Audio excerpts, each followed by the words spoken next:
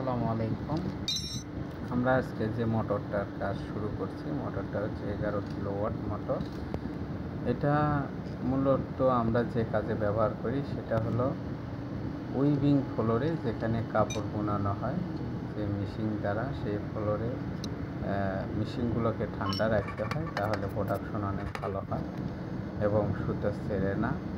তো যাই হোক, সেই জন্য আমরা এই মোটরটা সেখানে দেওয়া আছে রিটার্ন ফ্যান হিসেবে, রিটার্ন ফ্যান না, এটাকে সাপ্লাই ফ্যান হিসেবে দেওয়া আছে। এটা হলো চিলারের যে ঠান্ডা বাতাস, যে ঠান্ডা পানিকে স্প্রে করলে বাতাসটা ঠান্ডা হয়, এই ঠান্ডা বাতাসকে ফ্লোরে দেওয়ার জন্যে বা ফ্লোরে মেশিনগুলোর উপরে এগুলোকে দেওয়ার জন্যে বা এসির যে কাজ, মূলত এই কাজটা কমপ্লিট করার জন্য আমরা এই সাপ্লাই ফ্যানটা ব্যবহার করে থাকি। মোটরটা 11 কিলোওয়াট মোটর, অনেক বড় ফ্যান থাকে। এটা 1400 আরপিএমের মোটর অধিকাংশ সময়ই চলে, ডেল্টায় চলে, যার কারণে মোটরটা একটু কোনো পাওয়ারের সমস্যা হলে বা ম্যাগনেটিক কন্ট্যাক্টের কোনো ঝামেলা হলে মোটরটা বাদ হয়ে যায়। যাই হোক, মোটরটা আমি অনেক আগে বাদাই করছিলাম। এই মোটরটা তাও আরে 4-5 বছর আগে রিওয়ার্নিং করছিলাম, পরে বেরিংয়ের সমস্যার কারণে মোটরটা বাদ হয়ে গেছে আর কি। যাই হোক, এখন মোটরটা আমরা রিওয়াইন্ডিং করতেছি। মোটরটা ছিল 3 তারে 21 নাম্বার, টান ছিল 12 টান ছিল। এটা ডবল কয়েলের মোটর, চেন ডবল। তো আমরা কাজ করতেছি। মোটরের কাজ মূলত আমরা অফিসে কাজ করে থাকি।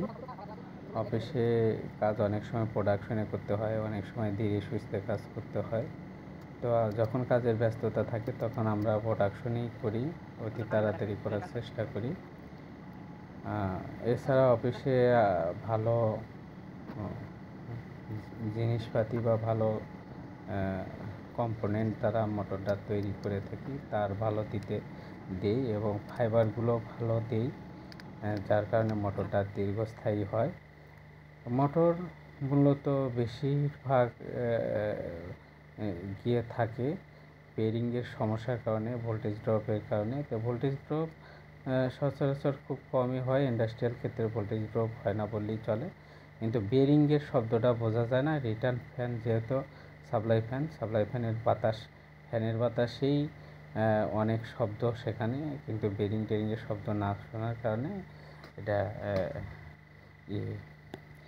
বোঝা যায় না। যাই হোক, মোটর যারা নতুন বা পুরাতন, আমি আশা করি প্রত্যেকটা মানুষেরই কোনো না কোনো একটা শেখার থাকে। তেমনি আমার এই ভিডিওটাতেও আমি কোনো না কোনো শেখার এখানে রাখছি এবং ছোটো বড় ভাইয়েরা সবাই দেখতেছেন। আমারও ভুল ত্রুটি হতে পারে, মানুষ মাত্রাই ভুল। আশা করি আপনাদের কাছ থেকে আমি অনেক কিছু শিখব এর পাশাপাশি। তো যদি কখনো ভুল হয়ে যায় তাহলে ক্ষমার দৃষ্টিতে দেখবেন এবং কমেন্টস করবেন যে অমুক সমস্যাটা আছে, সেই অনুপাতে আমি আমার সমস্যাটা সেরে নেব। আর যদি শেখার থাকে তাহলেও আমি আশা করি আমার কমেন্টস বক্সে কমেন্টস করবেন, অনেক প্রশ্ন করবেন। এছাড়া লিঙ্ক ভিডিওতে আমাদের থাকবে, অনেক লিঙ্ক দেওয়া থাকবে, আপনারা সেদিকে আমাদের পেজেও যোগাযোগ করতে পারেন। আমরা ইন্ডাস্ট্রিয়ালের মোটর কাজ করে থাকি, এছাড়াও আরও অনেক কাজ করে থাকি, boiler, washing machine, generator, compressor controlling system. তো এগুলো নিয়েও আলাপ করতে পারেন। আমাদের কাছে অনেক কিছু শিখতে পারবেন এবং আশা করি আপনারাও যদি ভালো দক্ষ হয়ে থাকেন তাহলে ডিসকাস করলে ভালো হয়, আমরাও শিখতে পারবো আর কি। যাই হোক, আমরা আগে এসব ব্যবস্থা ছিল না, আমরা আগে এসব পাই নাই। আগে ইচ্ছা করলে একটা ভিডিও দেখে সেখানে আমরা কিছু শিখতে পারবো এরকম কিছু ছিল না। হ্যাঁ, যার কারণে আমরা অনেক পরে কাজটা শিখছি। তো আমাদের কাজের অভিজ্ঞতা অনেক বেশি হলেও আমরা দীর্ঘদিন ধরে খুব স্বল্প কাজে আয়ত্ত করতে পারছি, কারণ আমাদের শেখানোর কেউ ছিল না। আমরা এরকম করে ইউটিউবে ভিডিও দেখে কাজ শেখার চেষ্টা করলে হয়তো বা ওই সময় ভালো ভালো অ্যাভেলেবেল ভিডিও ছিল না। তো যাই হোক, আমি বেশি কথা বাড়াব না, আমার ভিডিওটা অলরেডি শেষের দিকে। তো আমরা এখন এই যে কানেকশন করতেছি, কানেকশন বলতে মূলত মেন যে কানেকশনটা সেটা অলরেডি হয়ে গেছে। বড় মাথা big plus big and small plus small general connection যেটাকে বলা হয়। বড় মাথাগুলো আমরা কানেকশন করে নিছি এবং পরে ছোট মাথাগুলো কানেকশন করছি। করার পরে ছয় তারকে অবশ্যই তো বের করতে হবে অনেক বড় মোটর, এখানে স্টার ডেল্টা চলতে পারে। তো আমাদের মোটরটা সচরাচর ডেল্টাই চলে সবসময়ের জন্যে। আমরা স্টার ডেল্টার কাজটা করতে হয়নি, কারণ যখন থেকে এই চিলারটা তারা ইনস্টল করে দিয়ে গেছে ওই প্যানেলটা তারা এই কাজটা করছিল এবং ওরকমই চলতেছে। তারপরে আমরা এটাকে কোনো কানেকশন করেই নিই।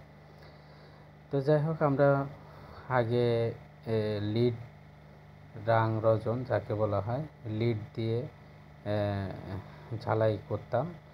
তো দেখতাম যে লিডের গোড়ায় মরিচা পড়তো বা এই ঝালাইয়ের গোড়ায় মরিচা পড়তো, ওয়েল্ডিংয়ের গোড়ায় মরিচা পড়ার কারণে নষ্ট হয়ে যেত, স্পার্ক করতো। এখন আমরা আবার যে কাজটা করি সেটা হচ্ছে এই টর্চ বার্নার দিয়ে ব্লিচিং রড দিয়ে ঝালাই দিয়ে থাকি।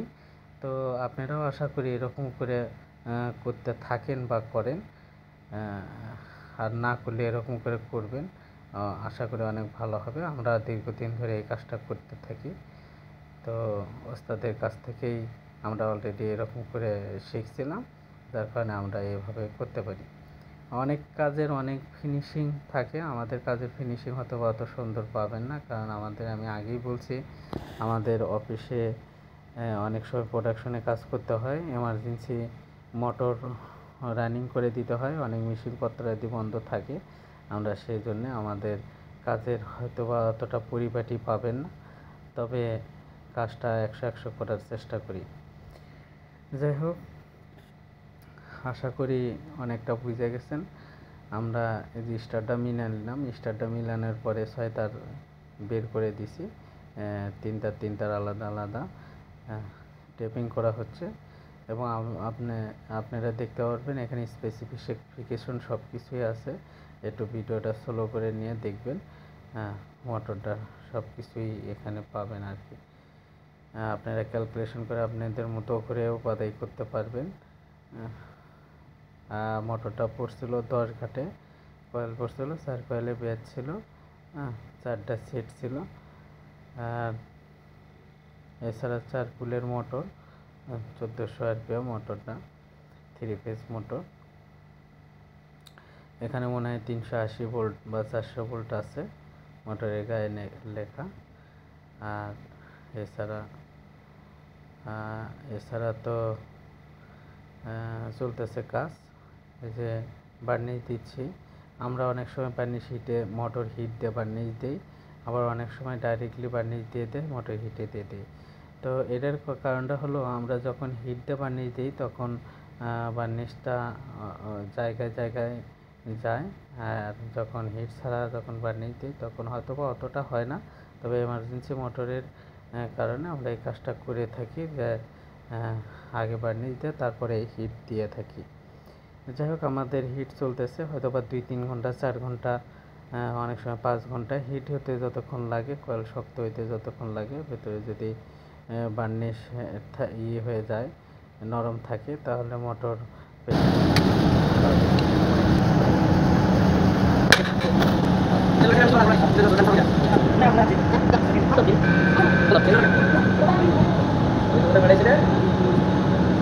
মার্ক করে নিয়েছি A1 B1 C1।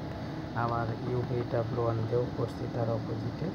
আমরা A1 B1 C1গুলোতে পাওয়ার দিচ্ছি আর 2গুলোতে স্টার কানেকশন করছি। মোটরটা অলরেডি ফিটিং হয়ে গেছে, আমরা এটাকে লাইন দিয়ে ঘুরাইতে পারবো। এটা মোটরটা ফিটিং করা হচ্ছে, এখন দেখি করা দেব। তা মূলত যে কাজটা করতে থাকবো সেটা হলো